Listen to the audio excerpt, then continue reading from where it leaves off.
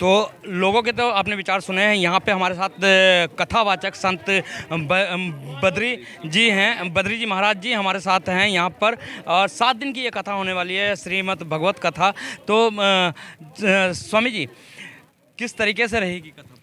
जी, ये 7 दिन कथा रहेगी पूरी और इसमें भक्ति प्रवचन सारे चलेंगे और कहीं ना कहीं इस कथा के माध्यम से दुनिया को ज्ञान भी दिया जाएगा। जितने भी भक्तगण यहाँ पर आएंगे उनको हमारे सनातन धर्म के अनुसार ज्ञान दिया जाएगा कि हमारा सनातन धर्म कितना प्राचीन है, हमारे सनातन धर्म में क्या क्या कितने देवता हैं, कैसे भक्ति करनी चाहिए, कैसे हमें अपने संस्कारों को, अपनी भक्ति को उजागर करना चाहिए और कैसे भक्ति हमें अपने बच्चों के अंदर लानी चाहिए, ऐसे ज्ञान दिया जाएगा। और इसमें बहुत सुंदर उत्सव भी होंगे, जिसमें कृष्ण जन्म उत्सव होगा, जिसमें रुक्मणी विवाह उत्सव होगा, भगवान का महारास उत्सव होगा और उसके माध्यम से संसार को ज्ञान दिया जाएगा। जितने भी भक्तजन आएंगे उन सबको ज्ञान दिया जाएगा। जी, कथा का सबसे बड़ा हमने देखा है कि कलश यात्रा। कलश यात्रा का क्या महत्व? कलश यात्रा का महत्व ये बताया जाता है, हमारे गुरुजन बताते थे पढ़ाते वक्त कि कथा यात्रा कलश यात्रा जो होती है कि जो हमारे जजमान कुलश्री परिवार ये कथा को करवा रहे हैं, इस कथा को जहाँ भी ये कलश घूमेगा तो उस पूरे क्षेत्र में एक जनेऊ बांधा जाता है। जैसे हम ब्राह्मण जनेऊ को धारण करते हैं और कलश को कहते हैं मंगल माना जाता है, अमृत कलश। जैसे आपने देखा होगा कि समुद्र मंथन में कलश निकला था, उसे ये अमृत कलश माना जाता है। इस अमृत कलश को पूरे क्षेत्र में घुमाकर और हम भगवान से प्रार्थना करते हैं, क्योंकि हमारे प्रथम पूज्य गणपति महाराज है कि हे गणपति महाराज, हम इस कलश को इसलिए स्थापना कर रहे हैं पूरे नगर में घुमाकर कि मेरे इस ढडेरा क्षेत्र में या रुड़की क्षेत्र में कभी भी पैसे तो 7 दिन तक और जीवन पर्यंत भी कोई भी यहाँ पर आपदा ना आए। जैसे अभी इतनी बड़ी आपदा आई है, ये कोरोना नाम की आपदा, ऐसी आपदा कभी ना आए। और 7 दिन जो मेरा यजमान परिवार यज्ञ कर रहा है, हे प्रभु, ऐसा कोई भी यहाँ पर ऐसा विघ्न ना आए जो मेरे कार्य पर विघ्न पड़े। इसलिए कलश को घुमाकर मंगल कलश यात्रा करके इस कार्य को मंगल करा जाता है। अब इसमें एक सवाल और भी आ रहा है यहाँ पर कि कथाएं जो हैं, जैसे श्रीमद् भगवत कथा है, फिर शिव महापुराण कथा होती है, बहुत सारी कथाएं हैं। तो कथाओं का क्या महत्व है अलग अलग, किस तरीके से किस समय पे हमें कथा करनी है? देखिए, कथाओं का जो है हर किसी के पुराण का अपना एक महत्व है। जैसे भागवत पुराण में भागवत पुराण तो 18 हमारे पुराण है। 18 पुराणों में सबसे मुख्य पुराण है भागवत महापुराण, सबसे बड़ा, वैष्णवों का तिलक कहा गया है।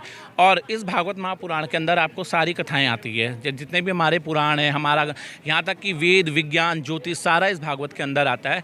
और जो हर एक पुराण है वो अपने अपने वक्तव्य को बोलते हैं। जैसे शिव पुराण शिव की कथाओं को बताता है कि रुद्राक्ष क्यों धारण करा जाता है, जटा में चंद्रमा क्यों धारण किया गया है, या वो क्यों किस चीज़ का सेवन करते हैं, क्या वो पुष्प उनको चढ़ते हैं, या देवी भागवत पुराण देवी के विषय में बताया गया है।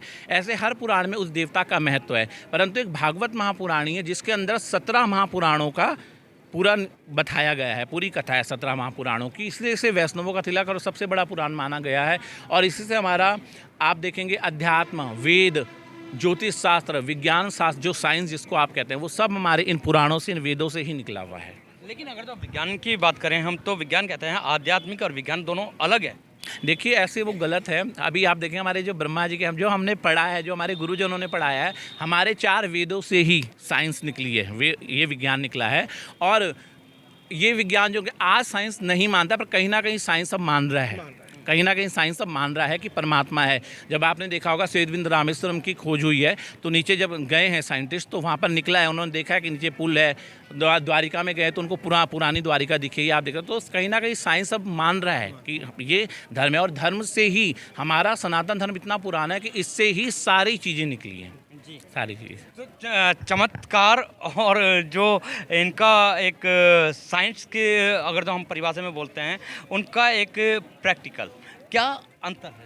देखिए, चमत्कार तो ऐसा, चमत्कार का तो मेरा मानना है कि अगर आप परमात्मा में पूर्ण विश्वास करते हैं तो चमत्कार होना भी आवश्यक है ना।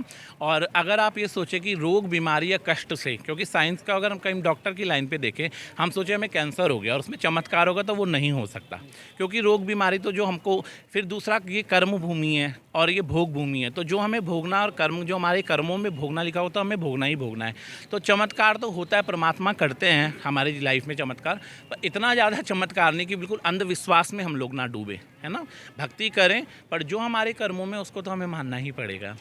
तो चमत्कार साइंस में थोड़ा सा अलग है। तो ये थे हमारे साथ आचार्य बद्रीश महाराज जी, जिन्होंने बताया है कि अगर जो देखा जाए तो साइंस और जो आध्यात्मिक है एक ही है, और दोनों हमारे चारों वेदों से जो है साइंस भी निकली है।